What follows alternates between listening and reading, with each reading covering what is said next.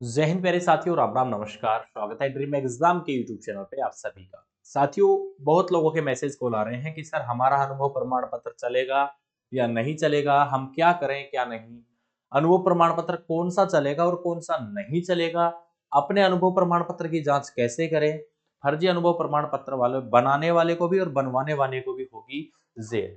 प्यारे साथियों, ये तो आपने देख ही लिया होगा कि 5 लाख सफाई भर्ती से बाहर होंगे प्राइवेट फर्मों का जिनके पास अनुभव है।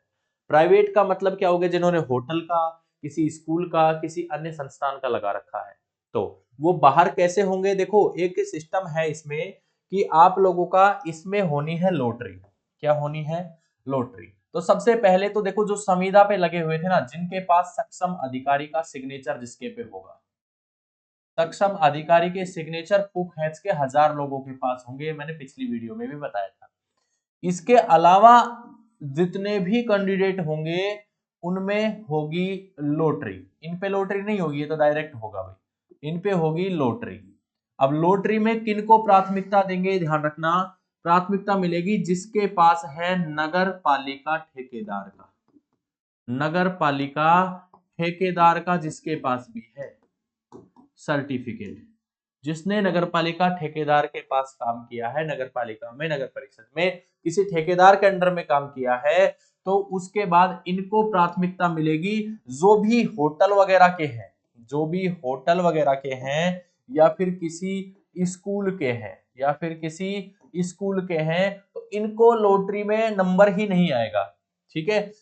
अब इनको प्राथमिकता मिलेगी, क्यों? क्योंकि ऐसा उनकी मांगे थी और उन मांगों को पूरा किया गया था। उसके बाद ही इस भर्ती को सुचारू रूप से जारी किया गया। कई लोगों का सवाल ये भी है कि सर आचार संहिता में भर्ती पे रोक लगेगी क्या? कोई रोक नहीं लगेगी, जो प्रक्रिया चल रही है वो चलती ही रहेगी।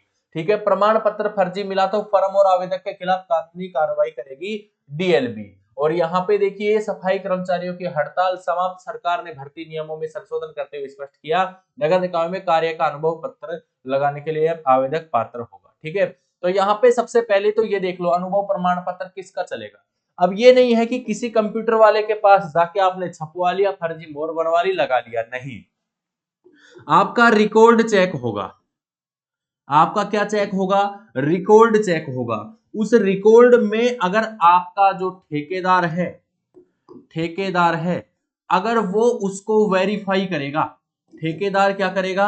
वेरीफाई करेगा, तो ही आपका अनुभव प्रमाण पत्र मान्य होगा।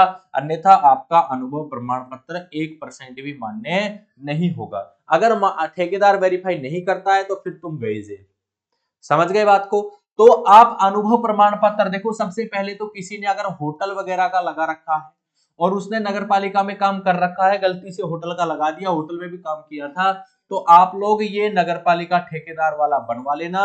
और 4 मार्च से पहले पहले 4 मार्च से पहले पहले इसको क्या करवा लो? अपडेट करवा लो, अपडेट हो जाएगा। ठीक है। आपको अगर अनुभव प्रमाण पत्र की, मैंने कहा खुद से जांच कैसे करें, तो भाई खुद काम किया है तो जांच हो ही जाएगी, कोई दिक्कत ही नहीं है भाई। जिससे काम किया, जिसके पास, उससे बनवा लिया, झंझट खत्म। अपना रिकॉर्ड उसके पास चेक कर लो।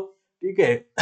एक तो देखो, 3 चीजें आपको होंगी अनुभव प्रमाण पत्र पे। एक तो आपको रजिस्ट्रेशन नंबर मिलेगा, या फिर इनमें से एक चीज, या फिर आपको जीएसटी नंबर मिलेगा, या फिर देखो रजिस्ट्रेशन नंबर, जीएसटी नंबर हो, या फिर कोई और नंबर हो जो इसको वेरीफाई करे कि ये रजिस्टर्ड फर्म है।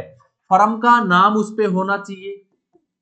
फर्म का क्या होना चाहिए? नाम उस पे होना चाहिए। और आपका नाम, आपके पिता का नाम, कहाँ के हो और कहाँ, कब से कब तक काम किया, ये चीजें उस पे मिलेगी। नीचे साइन और मोहर मिलेगा। अब कई लोग बोलेंगे कि सर सक्षम अधिकारी साइन हमारे अनुभव प्रमाण पत्र पे नहीं करके दे रहे। सक्षम अधिकारी उस पे करेगा जो संविदा के रूप में कई सालों से काम कर रहा है नगर पालिका में, जो 1000 कैंडिडेट के आसपास है, ना कि जो ठेकेदारों के पास काम कर रहे हैं। उससे सक्षम अधिकारी से क्या लेना देना है, तो वो साइन नहीं करेंगे। इस पे ध्यान दीजिएगा। ठीक है। कोई दिक्कत नहीं है, अगर आपके पास नगर पालिका का है सर्टिफिकेट तो घबराने की आवश्यकता ही नहीं है। ठीक है। लेकिन ओरिजिनल होना चाहिए, जेन्युइन चीज होनी चाहिए। अब बात करते हैं, आप लोगों को मेरे स्क्रीन पे नंबर दिख रहे हैं 93 51 78 48 38।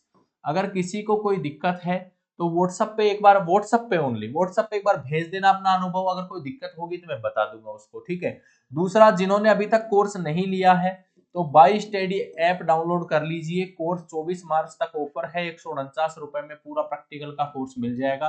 पीडीएफ जो है वो 49 रुपए में है। इसके अलावा जो साथी हमारे साथ जुड़ के ऑफलाइन तैयारी करना चाहता है उसके लिए हमारा 20 तारीख से 20 मार्च से हमारा बैच शुरू है ऑफलाइन का। ऑफलाइन के लिए आप जो दोनों नंबर में दे रहा हूँ 9351 78 48 38 या फिर 98 87 64 60 20, एक बार इन पे संपर्क कर लेना।